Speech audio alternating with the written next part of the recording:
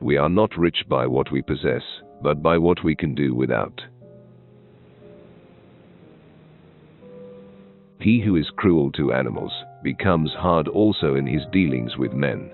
We can judge the heart of a man by his treatment of animals.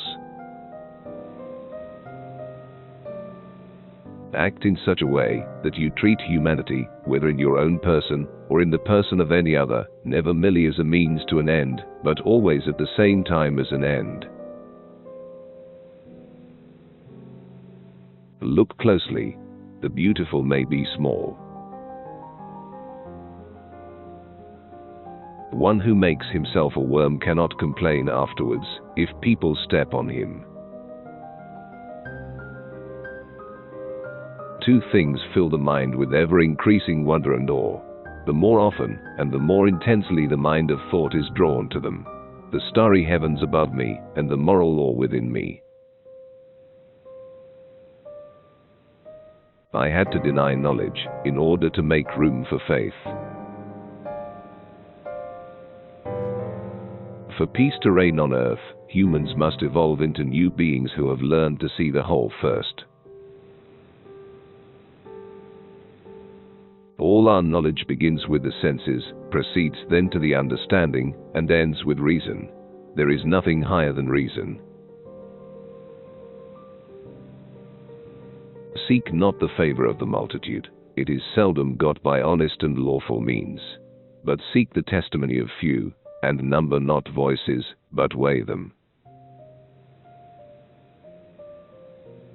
The busier we are, the more acutely we feel that we live, the more conscious we are of life. But only he who, himself enlightened, is not afraid of shadows.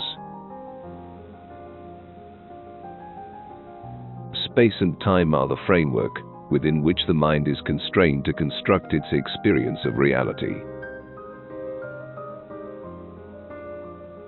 Have patience a while. Slanders are not long-lived.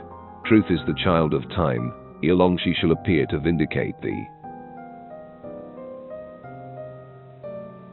Genius is the ability to independently arrive at and understand concepts that would normally have to be taught by another person. We are enriched not by what we possess, but by what we can do without. How then is perfection to be sought? Wherein lies our hope? In education, and in nothing else.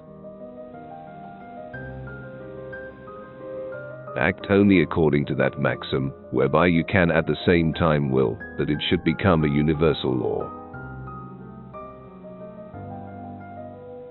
Rules for happiness: something to do, someone to love, something to hope for. In all judgments by which we describe anything as beautiful, we allow no one to be of another opinion. There is something splendid about innocence, but what is bad about it, in turn, is that it cannot protect itself very well and is easily seduced. Nothing is divine but what is agreeable to reason. Enlightenment is man's emergence from his self-incurred immaturity. An action, to have moral worth, must be done from duty. Marriage is the union of two people of different sexes, with a view to the mutual possession of each other's sexual attributes for the duration of their lives. Two things fill the mind with ever new and increasing admiration and awe, the oftener and more steadily we reflect on them: the starry heavens above and the moral law within. Have the courage to use your own reason. That is the motto of enlightenment. Man must be disciplined, for he is by nature raw and wild. But although all our knowledge begins with experience, it does not follow that it arises from experience. Two things fill my mind with ever-increasing wonder and awe, the more often and the more intensely the reflection dwells on them: the starry heavens above me and the moral law within me. Without man and his potential for moral progress, the whole of reality would be a mere wilderness, a thing in vain, and have no final purpose. The reading of all good books is like a conversation with the finest minds of past centuries. Morality is not properly the doctrine of how we may make ourselves happy, but how we may make ourselves worthy of happiness. The schematicism by which our understanding deals with the phenomenal world is a skill so deeply hidden in the human soul that we shall hardly guess the secret trick that nature here employs. All false art, all vain wisdom, lasts its time, but finally destroys itself, and its highest culture is also the epoch of its decay. Enlightenment is man's emergence from his self-imposed immaturity. Immaturity is the inability to use one's understanding without guidance from another. Human beings are never to be treated as a means, but always as ends. Beauty presents an indeterminate concept of understanding, the sublime an indeterminate concept of reason.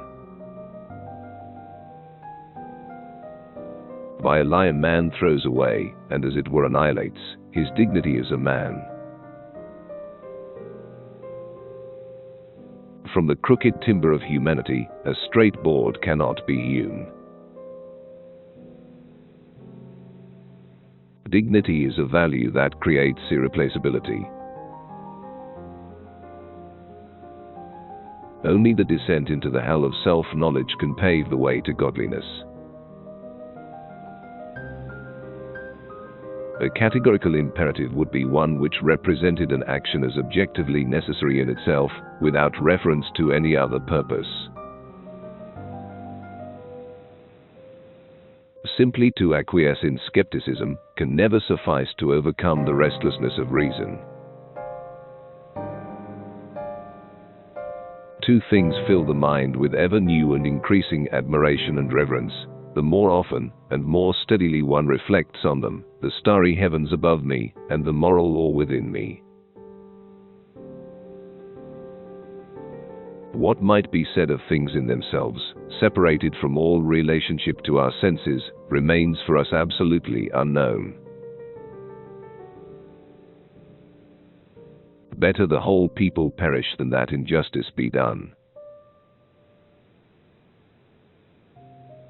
Settle, for sure and universally, what conduct will promote the happiness of a rational being. Nature is beautiful because it looks like art, and art can only be called beautiful if we are conscious of it as art, while yet it looks like nature. Thoughts without content are empty, intuitions without concepts are blind. The understanding can intuit nothing, the senses can think nothing. Only through the unison can knowledge arise. Happiness is not an ideal of reason but of imagination. The humiliating difference between layman and clergyman must disappear, and equality spring from true liberty.